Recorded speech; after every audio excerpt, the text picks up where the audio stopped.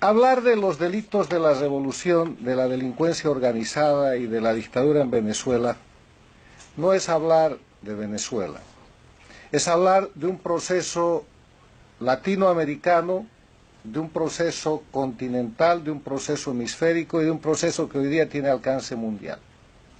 Porque a partir del dinero, a partir de la libertad, a partir de la democracia y a partir del sufrimiento de los venezolanos, se ha construido en el mundo una organización delictiva muy grande, muy peligrosa y de alcance mundial. Cuando el año 99 el flamante presidente de Venezuela, Hugo Chávez, se acercó al único dictador que había en las Américas, Fidel Castro, y formaron juntos un proyecto político que se empezó llamando bolivariano y que en verdad solamente era la recreación del castrismo de la década de los 60, se pusieron en marcha varios fenómenos. En la política se puso en marcha el activismo violento que empezó a derrocar gobiernos. Sucedió en la Argentina con De la Rúa, después en el Ecuador, después en Bolivia con Sánchez de Lozada el 2003, después de nuevo en el Ecuador. Hace tiempo que no caían gobiernos. Claro, la década del 90 fue una década tranquila porque el castrismo, la dictadura cubana, no tenía dinero para conspirar ni para llevar adelante procesos subversivos, porque se había caído el muro de Berlín, se había terminado la Unión Soviética y no había subvención. Y la Cuba castrista dictatorial se estaba extinguiendo en su proceso del periodo especial. Pero llegó Chávez y los cubanos castristas hicieron lo que sabían hacer, primero políticamente, subversión. Segundo, pusieron en manos de Chávez el proyecto de la expansión de la revolución castrista en las Américas y reemplazaron el foquismo por el electoralismo. Y con el dinero de Chávez, de los venezolanos y el discurso populista, se apropiaron de las herramientas de la democracia y empezaron a ganar elecciones, entre comillas, para tomar el poder y a partir del poder destrozar las democracias con los instrumentos de la democracia. El primer ejemplo fue Venezuela.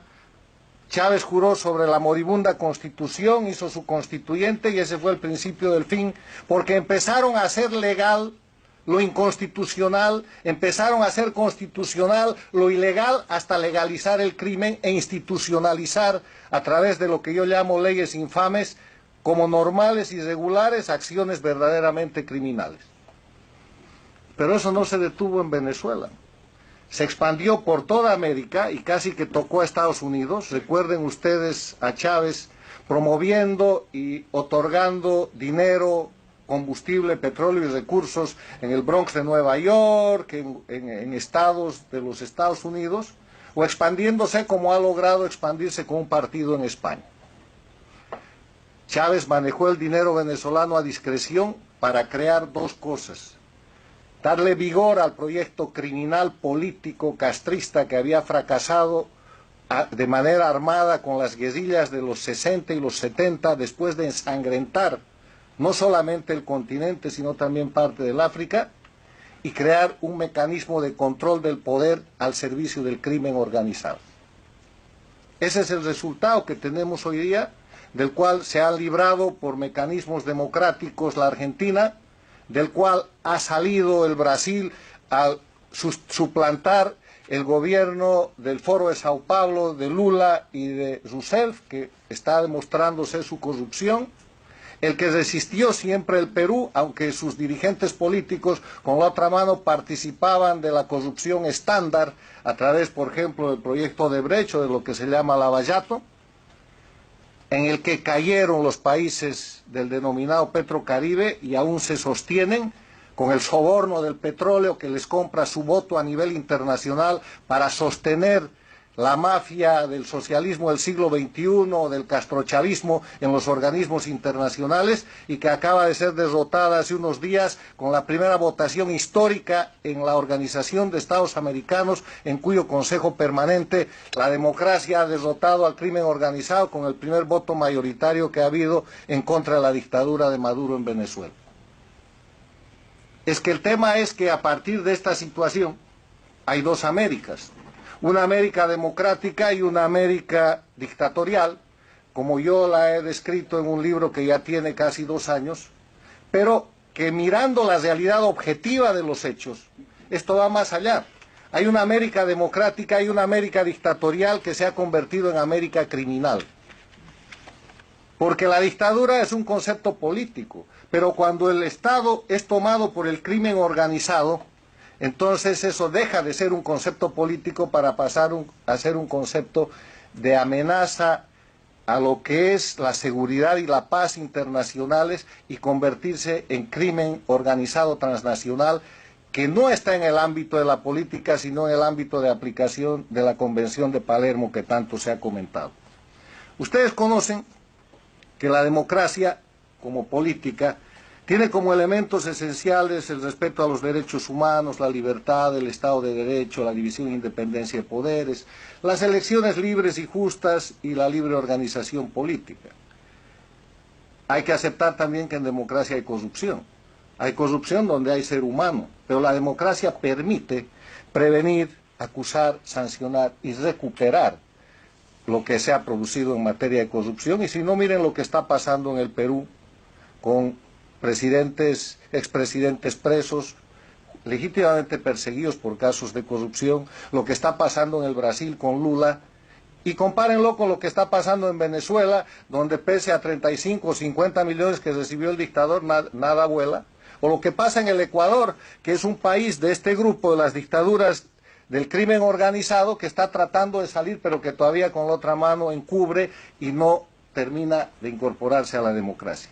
En cambio, en las dictaduras del crimen organizado, la corrupción es un elemento esencial, porque convierten ese elemento esencial en delitos de acción habitual para hacer leyes infames a través de un poder legislativo controlado, para controlar un poder judicial que produce encubrimiento, impunidad y que termina formando narcoestados. En esa dinámica, hoy día tenemos en América a Cuba, que es el líder de este grupo. Es un líder que ha puesto fuera de su territorio el centro, el hub del manejo, el eje del manejo del crimen organizado, que va del narcotráfico a los delitos que puedan imaginar, incluidos los delitos contra la libertad y la trata de personas que aquí se han comentado. Y ese hub que está ubicado en Venezuela está operado por la dictadura más antigua de las Américas. Es el castrismo el que está detrás de esto y tiene sus satélites en el gobierno del dirigente cocalero que también ha convertido a Bolivia en narcoestado, Evo Morales, y en otro lugar de lavado de dinero y de encubrimiento de una serie de delitos a través de simulaciones empresariales, que es Nicaragua con el dictador Ortega. Y este es un grupo muy poderoso. Ese hub que opera en Venezuela tiene control de estados, tiene poder político, tiene control de la fuerza a través de las policías y fuerzas armadas que subordinan y tiene control del poder judicial. Pero además tiene influencia internacional.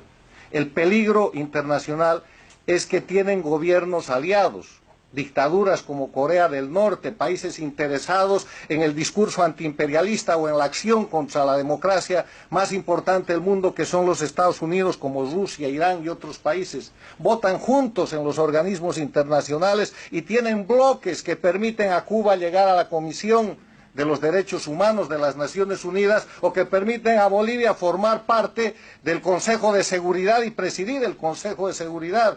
Atrocidades que ponen mecanismos de los organismos internacionales más importantes en manos del crimen organizado con propósitos de encubrimiento y con propósito de sostenimiento. Controlan grandes lobbies.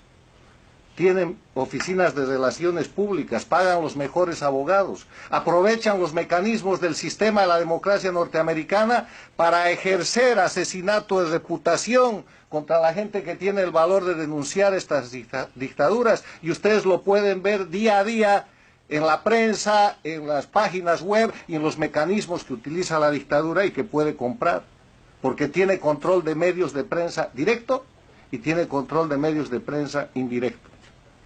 Es una mafia en control de estados y es una mafia con gran influencia internacional. Termino con una reflexión de que frente a este peligro tan grande, ¿qué se puede hacer? Primero hay que considerar que son un grupo de delincuencia organizada en declive. Eran mucho más poderosos hace 5 años, ahora están en decadencia porque están en evidencia. El primer consejo es entonces denunciar, ponerlos en evidencia. Valiente gente como la que me ha precedido en el uso de la palabra, Castro Cando, la señora Pacheco y la señora Petit, no solamente son investigadores, son héroes de la democracia a los que hay que respaldar y a los que hay que ayudar para incentivar a que haya más como ellos.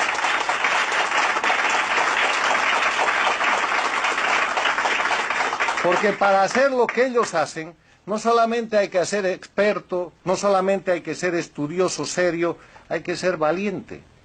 Porque ellos están arriesgando su profesión, su patrimonio, su vida y la de sus seres queridos porque están enfrentando la organización criminal de la que la historia no tiene precedente en nuestra región.